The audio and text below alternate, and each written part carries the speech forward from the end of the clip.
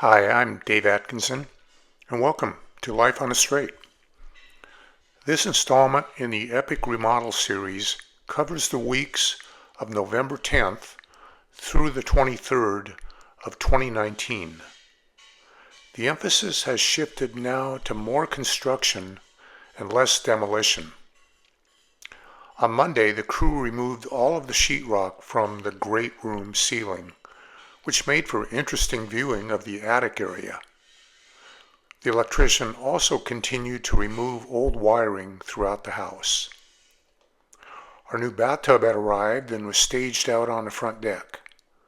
The building supply outfit also dropped off some large beams that would be necessary to temporarily support the northeast corner of the house. On Tuesday, the crew installed a temporary beam under the roof trusses along with more thick beams directly below on the floor, and then they sandwiched thick posts between the upper and lower beams. This temporary structure would support the house while new posts and a new upper glulam beam were installed. The days of having that old view-blocking solid wall would soon be gone. On Wednesday, the new wall where the two new sliding glass door units would go was modified next to where the old pellet stove chimney still stood. That wall behind the old pellet stove was not wide enough for the upcoming fireplace and big screen TV, so the crew extended it to meet up where the new large slider would begin. Last week, Frank made an appointment for us on Wednesday at Carl's Building Supply in Port Hadlock. They have a nice showroom for windows, doors, and hardware, and Frank needed our choice for at least the exterior door and windows. We went with solid fir, shaker-style doors from Simpson Door Company. The old door included two side lights, but the new door would only have a single side light, as the door itself would be a wider, custom-made width for easier wheelchair use. As for the windows, we would go with JELD-WEN's premium vinyl offering. We didn't know the brand of the sliders we would go with yet. Meanwhile, out in the motorhome, our cat Rita was helping us decide on a kind of floor tile to use throughout the house and sunroom. Our representative from Fairchild Floors in Port Angeles emailed us that she was ordering a larger sample of 12-inch by 24-inch tiles for us to look at, and it should arrive next week. By Thursday's end, the crew had the new slider wall finished, with the three remaining areas of structural support extending down into the basement where they terminated at the foundation wall. Also on Thursday, the crew used beams and posts to temporarily relieve the kitchen's weight-bearing wall. Then framing was installed for a new door to the deck and for a new and larger kitchen window. By the end of Friday, the kitchen wall framing had been completed and the temporary support posts and beams were removed.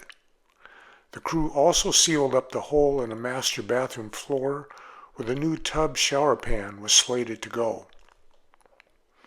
After the crew had gone home for the week, Amy and I walked around the kitchen area trying to picture what kind of counter and cupboard space, not including the new island, we would have, and Amy didn't care for how minimal it was shaping up to be. We talked it over and finally decided to make a big change in the plans. We would no longer ask for a second door leading out to the front deck. The front entry door would suffice. With that door removed, the double oven unit could move right up against the wall that separated the kitchen from the pantry. Sorry, Frank, but you framed that new door to the deck all for naught, and sorry, Jeff, the cabinet guy, for having to return to the drawing board. On Saturday, a delivery truck dropped off our new Electrolux fridge and freezer, along with the trim hardware.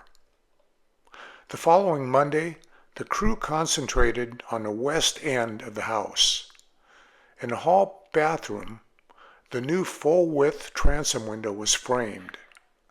They also worked down in a basement, providing additional support for the shower pan dropped floor, and they started framing for new windows in a master suite. On Tuesday, it was time to support the house back where the two smaller bedrooms and hall bath were located, while the weight-bearing beam that was getting in the way of the new angled door entry was removed. The crew also sandwiched the impacted roof trusses between two sheets of OSB to provide additional strength. In the master suite, the shower's transom window was framed, as were the two new bedroom windows. Frank had sent our kitchen changes to Jeff, and on Wednesday he gave us two different cabinet options to choose from. We chose the option where the double ovens would be closest to the pantry.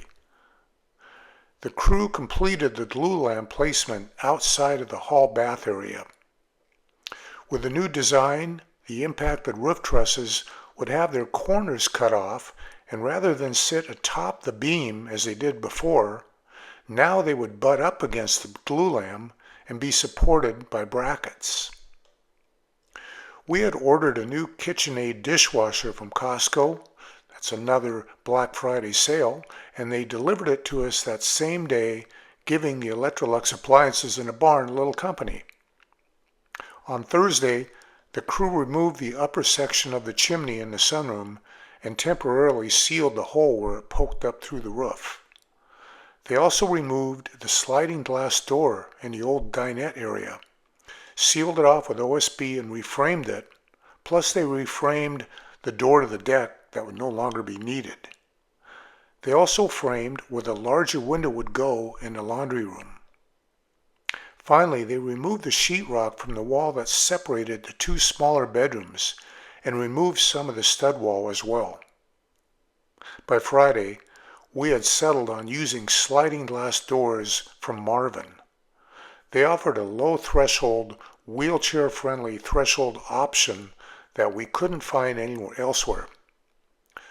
Marvin is a top-tier manufacturer and their products are pricey, but that is what we decided to go with. Once Frank obtained the specs for the threshold, he contacted his tile guy. There was going to be a problem. A big problem. Sliding glass doors are made to exit out onto an outer deck, but our sunroom had been built over the deck and it had a subfloor that was level with the rest of the house. The tile guy said that because of the subfloor, his tile would sit above rather than below a lip on the threshold. He said that any kind of transition strip would look awful and probably break down in short order as well. What was the solution?